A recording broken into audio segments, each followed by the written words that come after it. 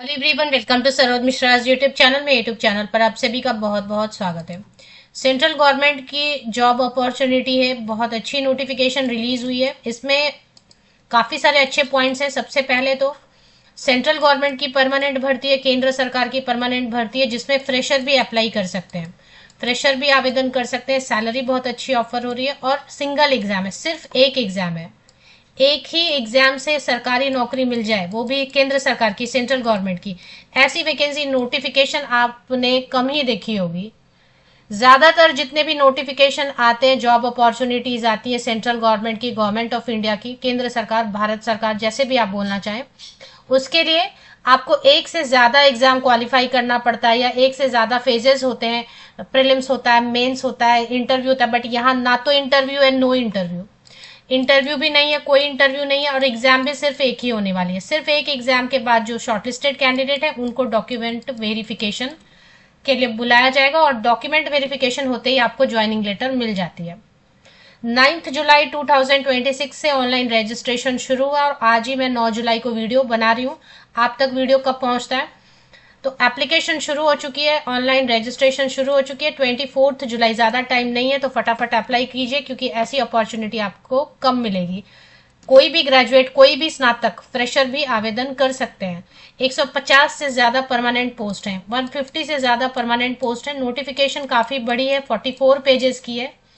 तो इसमें जो खास खास पॉइंट्स हैं, जो अप्लाई करने के पहले आपको ज़रूर जान लेना चाहिए, या जो पढ़ने में आपका टाइम वेस्ट ना हो, तो मैं आपको पेज वाइज बता दूंगी कि इस पेज पे, क्योंकि देखें एडवर्टीजमेंट जो नोटिफिकेशन है वही पढ़ना चाहिए सीधे, क्योंकि कहीं से भी आप पढ़ते हैं नोटिफिकेशन को तो उसमें कुछ ना कुछ गलती होती है, इसलिए सीधे नोटिफिकेशन को डाउनलोड करके पढ़ना चाहिए। तो मेन मेन पॉइंट्स कहाँ लिखे हैं वो मैं आपको बता देती हूँ। सबसे पहले देखें, number of vacancies junior assistant general के लिए टोटल 30 वैकेंसीज हैं, 30 वैकेंसीज हैं, जिसमें अनरिजर्व कैटेगरी के लिए 11, SC ST OBC EWS के लिए भी वैकेंसीज अच्छी खासी हैं। तो टोटल 30 वैकेंसीज है, 30 वैकेंसी है। UR ऐसी सीट है जिसमें अनरिजर्व जो जनरल भी कैंडिडेट अप्लाई कर सकते हैं, रिजर्व कैटेगरी के कैंडिडेट भी अप्लाई कर सकते हैं। ऑल ओवर इंडिया से कैंडिडेट पूरे भारत देश से अप्लाई करेंगे। तो 30 वैकेंसीज हैं। अपर एज लिमिट इसकी 30 रखी गई है। कोई भी graduate, any graduate with an aggregate of 50%, 50% अंकों के साथ आपने ग्रेजुएशन किसी भी विषय से किया हुआ है, तो अभी BA है, BSc, BCom, BTech, BCA, BMS, और इसके अलावा कितने सारे कोर्सेज होते हैं जिसमें कि आप ग्रेजुएशन करते हैं, तो कोई भी विषय चलेगा, कोई प्रॉब्लम नहीं है। 50% या अधिक अंक होने चाहिए, 45% या अबव मार्क्स होने चाहिए अगर आप SC ST PWD कैंडिडेट हैं। ऊपरी आयु सीमा 30 रखी गई है। मतलब कि मिनिमम तो देखे, मिनिमम एज नहीं लिखा है तो मैं एक मिनिमम लिख देती हूँ, ग्रेजुएशन करते करते 20 तो हो ही जाता है। तो 20 to 30 ईयर्स, ये अनरिजर्व कैटेगरी में जो अप्लाई करेंगे उनके लिए 30 ईयर्स है। अगर आप रिजर्व कैटेगरी से हैं, आरक्षित वर्ग से हैं, तो और भी ज्यादा एज में रिलैक्सेशन है, वो एंड में मैं डिस्कस कर लूंगी। इससे भी ज्यादा वैकेंसीज है जूनियर असिस्टेंट अकाउंट्स के लिए, 50 वैकेंसीज है, 50। लेकिन इसमें कॉमर्स ग्रेजुएट अप्लाई कर पाएंगे। कॉमर्स ग्रेजुएट के लिए काफी अच्छी अपॉर्चुनिटी है। सिर्फ 50% या अब मार्क्स मांग रहे हैं, और कुछ भी नहीं, कोई सर्टिफिकेट। ये जो दोनों पोस्ट है, junior assistant general and junior assistant accounts, total मिला के 80 वैकेंसीज है। बट जूनियर असिस्टेंट अकाउंट को अलग ही काउंट करेंगे, क्योंकि इसमें सिर्फ कॉमर्स ग्रेजुएट आवेदन कर सकते हैं। जनरल वाले में जनरल कोई भी आवेदन कर पाएंगे, हर सब्जेक्ट के कैंडिडेट। तो इसमें BCom वाले कैंडिडेट अप्लाई कर सकते हैं, या MCom, जो भी है, मिनिमम BCom होना चाहिए। 50% या अधिक अंकों का कंडीशन है। आयु सीमा वैसे अनरिजर्व कैटेगरी में, अनारक्षित में आवेदन करेंगे तो 20 से 30 है। मिनिमम 20 लिख दिया मैंने, क्योंकि मिनिमम कुछ तो लिखना पड़ेगा। जो आरक्षण का लाभ लेना चाहते हैं एज में रिलैक्सेशन के लिए, उनको मिलेगा अगर प्रॉपर सर्टिफिकेट है तो। इसके अलावा देखें बाकी जो पोस्ट हैं, जूनियर कमर्शियल एग्जीक्यूटिव की, इसमें भी काफी पोस्ट है, 50 वैकेंसीज, इसमें भी 50 वैकेंसीज, लेकिन ये भी रिजर्व है BSc एग्रीकल्चर। तो एग्रीकल्चर वालों के लिए बहुत अच्छी अपॉर्चुनिटी आई हुई है। इसके बाद मैनेजमेंट ट्रेनी है, CA या चार्टर अकाउंटेंट या CMA किया हुआ है, तो 8 वैकेंसीज हैं। सबके लिए ऊपरी आयु सीमा लगभग 30 रखी गई है। मैनेजमेंट ट्रेनिंग मार्केटिंग, तो MBA अगर एग्री बिजनेस मैनेजमेंट में किया है या एग्रीकल्चर में MBA किया है तो अप्लाई कर सकते हैं, क्योंकि 8 वैकेंसीज हैं। और इसके बाद असिस्टेंट मैनेजर आईटी है, तो आईटी वालों के लिए एक ही पोस्ट है, 1 पोस्ट है, लेकिन फिर भी ठीक है, परमानेंट नौकरी रहती है, सरकारी नौकरी, लेकिन इसमें 1 साल का एक्सपीरियंस भी मांग रहे हैं। इसके बाद है असिस्टेंट मैनेजर ऑफिशियल लैंग्वेज, तो ये सब ज़्यादा इंपॉर्टेंट नहीं है। नोटिफिकेशन कहाँ से रिलीज हुई है मैं वो बता देती हूँ आपको। नोटिफिकेशन रिलीज हुई है the cotton corporation of India limited, a government of India undertaking, ministry of textile.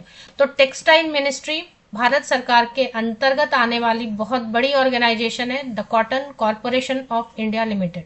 तो इसका हेडक्वार्टर होगा नवी मुंबई में, लेकिन ऐसा नहीं है कि पोस्टिंग, जॉब लोकेशन जो कैंडिडेट पूछना चाहते हैं ना कि इसकी जॉब लोकेशन क्या रहेगी, तो भारत सरकार की यूनिट है ना, गवर्नमेंट ऑफ इंडिया की यूनिट है, तो मिनिस्ट्री ऑफ टेक्सटाइल के अंतर्गत आता है।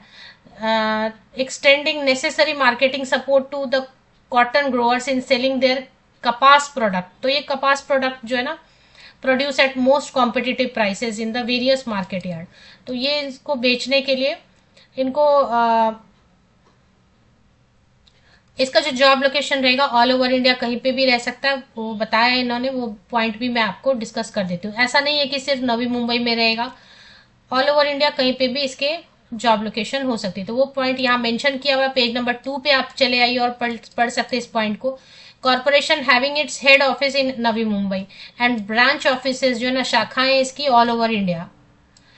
तो ऑल ओवर इंडिया कहीं पे भी आपको जो भारत सरकार की नौकरी होती है ना, ऑल ओवर इंडिया कहीं पे भी आपको जॉब देंगे, लेकिन 3 या 5 साल के बाद अगर आप चाहते हैं तो ट्रांसफर आपको एक प्रेफर्ड लोकेशन पे कई बार मिल जाता है, तो ट्रांसफर के लिए आप अप्लाई कर सकते हैं। 3 या 5 साल तो पहली पोस्टिंग जो मिलती है वहां कंप्लीट करनी होती है। पे अलाउंसेस सारे भारत सरकार के नियमों के अनुसार मिलते हैं।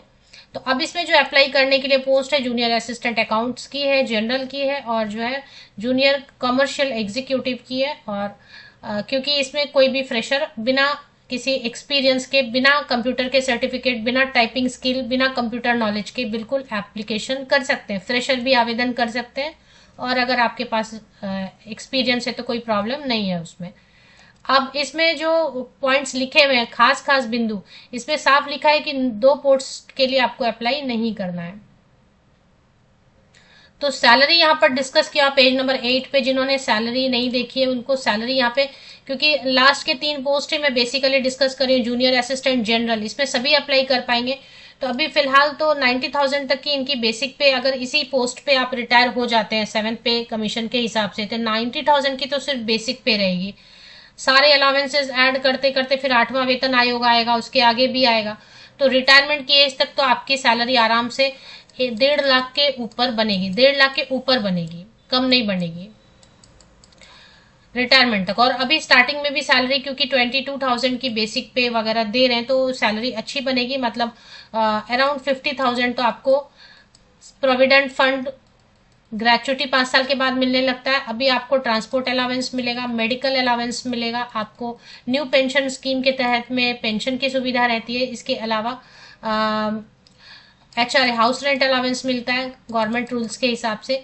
सबसे ज़्यादा आपको मिलता है DA। फिलहाल DA जो है महंगाई भत्ता 60%, 60% चल रहा है, तो 60% तो 22,000 का ऐसे ही जुड़ गया। फिर HRA जुड़ा, travelling allowance, medical allowance, provident fund, ये सारी चीज़ें मिलाते मिलाते सैलरी 50,000 से ऊपर बनने वाली है स्टार्टिंग सैलरी।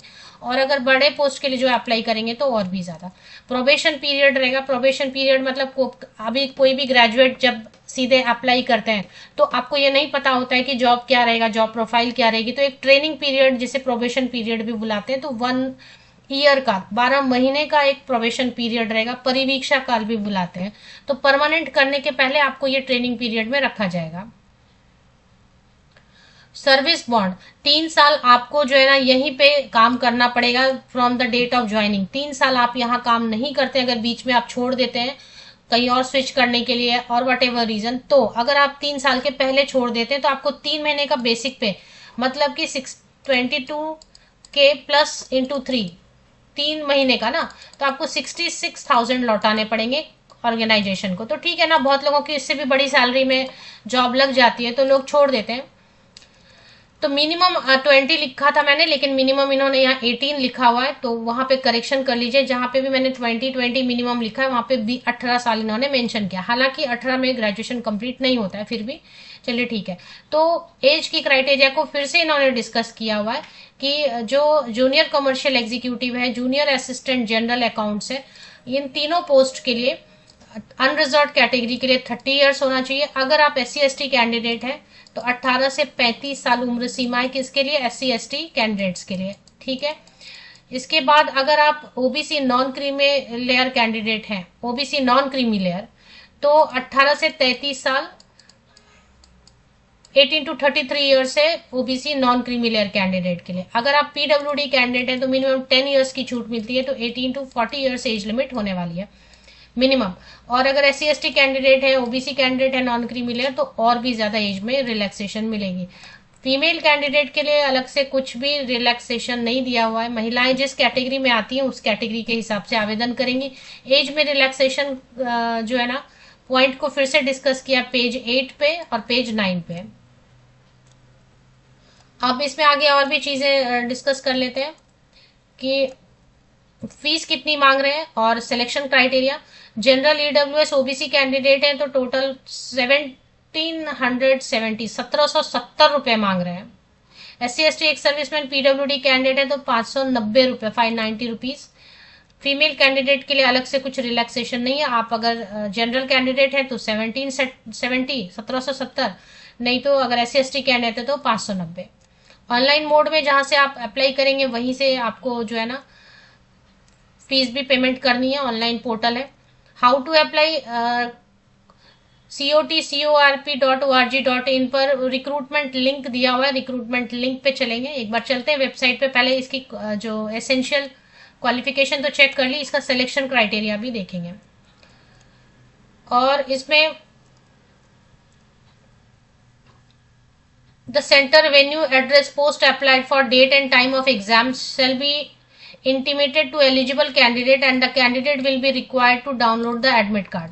तो एडमिट कार्ड आएगा आपका। एग्जाम का सेंटर इन्होंने बताया हुआ कहाँ कहाँ एग्जाम सेंटर्स रहेंगे। एग्जाम सेंटर्स रहने वाले, क्योंकि एक ही एग्जाम है, सिंगल एग्जाम है, तो मुंबई, नवी मुंबई, हैदराबाद, न्यू दिल्ली, चेन्नई, लखनऊ, चंडीगढ़, कोलकाता, बेंगलुरु, अहमदाबाद, पटना और जयपुर। टोटल 11 जो है ना centres, 11 centres all over India, इतने ही बनाए गए। इसमें से ही कोई आपको जो है मिलेगा।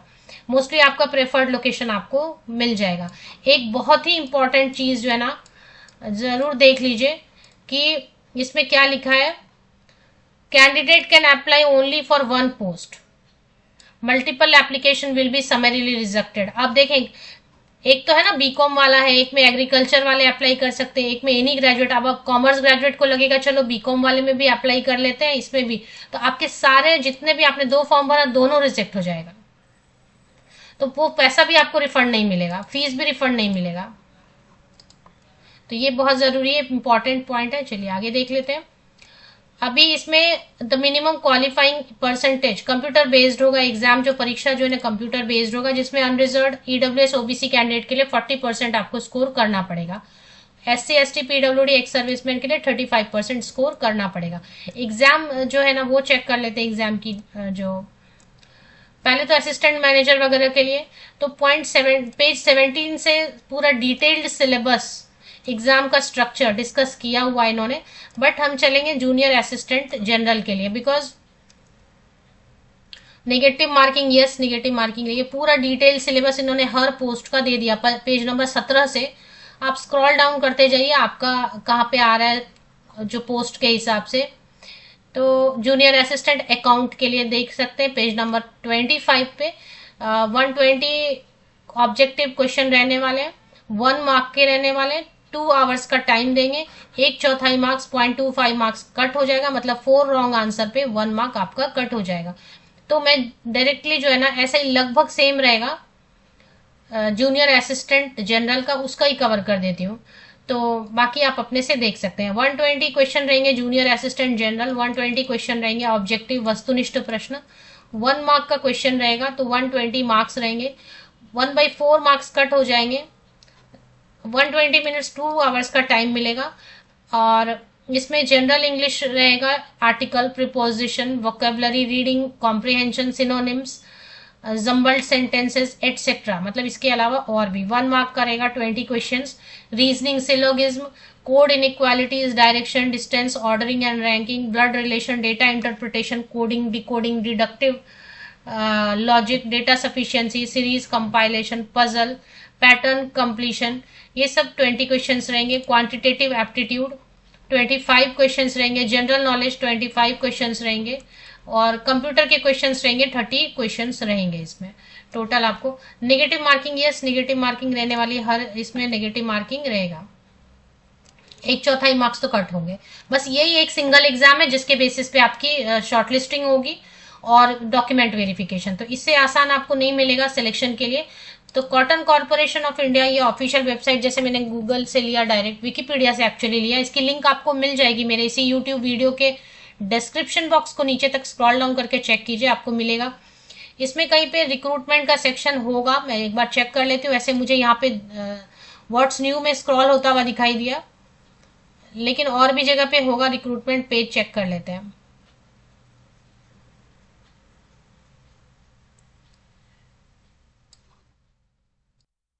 तो यहाँ पे रिक्रूटमेंट देखिए, ये व्हाट्स न्यू सेक्शन में थोड़ा सा नीचे recruitment of various direct recruitment, यही है डायरेक्ट रिक्रूटमेंट, सीधी भर्ती है, परमानेंट पोस्ट है।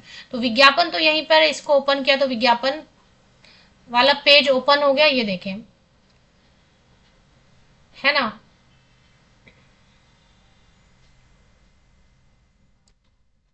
हेड ऑफिस है, link for recruitment against various post on direct recruitment, इस पे एक बार क्लिक कर लेते हैं। व्यू डॉक्यूमेंट भी एक बार इस पे क्लिक कर लेते हैं। तो ये है एप्लीकेशन की पोर्टल, यहीं से आपको एप्लीकेशन कर लेना है। पहले आपको रजिस्टर करना होगा, लॉगिन करना है तो रजिस्टर करना होगा, और उसके बाद यहीं से आप कंप्लीट प्रोसेस, रजिस्टर हियर का ऑप्शन दिया हुआ ये देखिए।